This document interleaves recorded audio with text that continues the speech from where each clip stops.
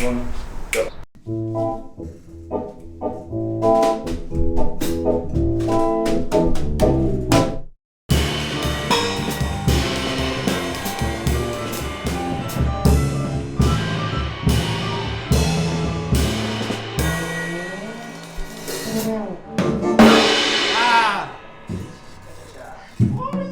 Cha.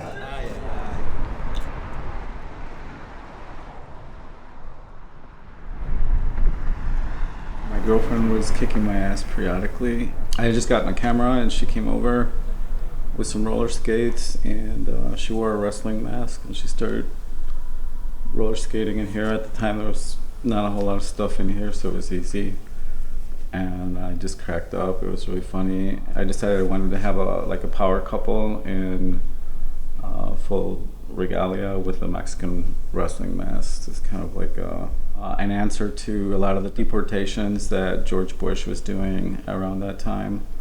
It coincided with me opening this space, which is called Mexicains Sans Frontières, or Mexicans Without Borders, a play on Doctors Without Borders, and kind of a poke in the eye to what was happening around me. So I wanted a way to kind of show that we had power in numbers, and Women on the Verge kind of happened after the roller skating incident, and kind of in preparation for what happened last month with the turn back of Roe versus Wade and the backlash that we anticipated.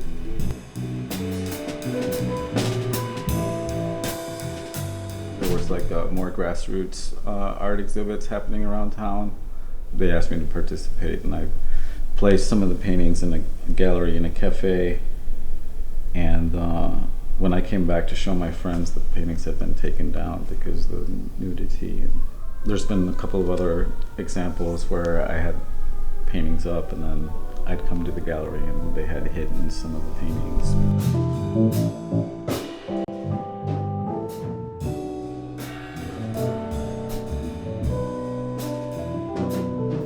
I wanted to discover the bohemian side of Grand Rapids. I wanted to find where hip stuff was happening. And I was kind of fooling myself because Grand Rapids is not a very artistic place. A lot of the type of music and programming that I wanted to see, I would have to go to Chicago or Ann Arbor, were like hot hubs of art and very liberating art, whereas Grand Rapids seemed very conservative and not very adventurous and very commercially minded. So I wanted to change that, and I wanted to kind of make a mark while doing it. Like in Guadalajara, public art is of high value. It creates interest in visiting the city. Murals and public works, people come from all over the world to see them, and they lift the economy. It's placemaking, it's elevating the value of the community. That wasn't very well understood by Grand Rapids programmers. I believe that there was something had to be of commercial value for it to be deserving to be in the spaces downtown.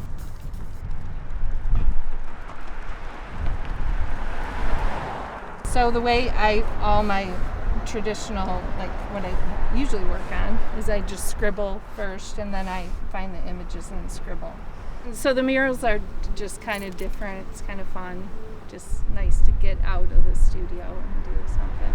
I've done stuff through Lines and Rabbits. I did the Rad Women project. Oh, yeah. And then the first one was we did these fish murals at 555 Monroe. It's all been through Lines and Rabbits, just different things. And they were great to work with too. So it's nice when somebody else organizes it for artists.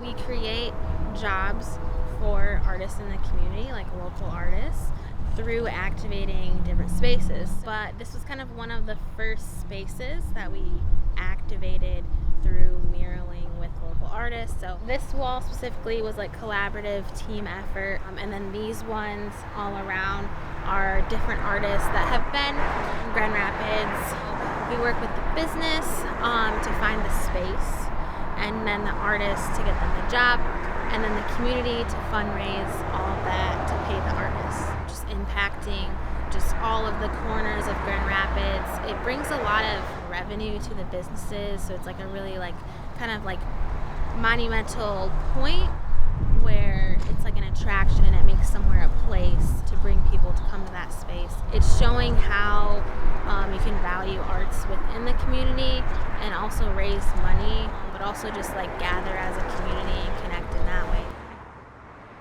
I had never been interested in doing public art in Grand Rapids because Grand Rapids has a clause somewhere that public art can't be political, which is very bizarre to me because in Mexico, public art is political. Once I found out that you couldn't be political, I really had no interest in participating.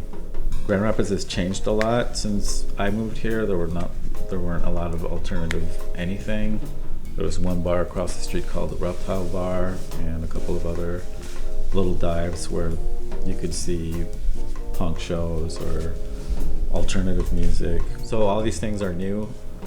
Now we have Muse Gallery, which is Black owned, the African American Museum, and there's more opportunities for people of color to show their art. But when I got here, there weren't. So I started an alternative art gallery, not really knowing the vocabulary and the language or what the purpose of that was, and kind of learned as I was going.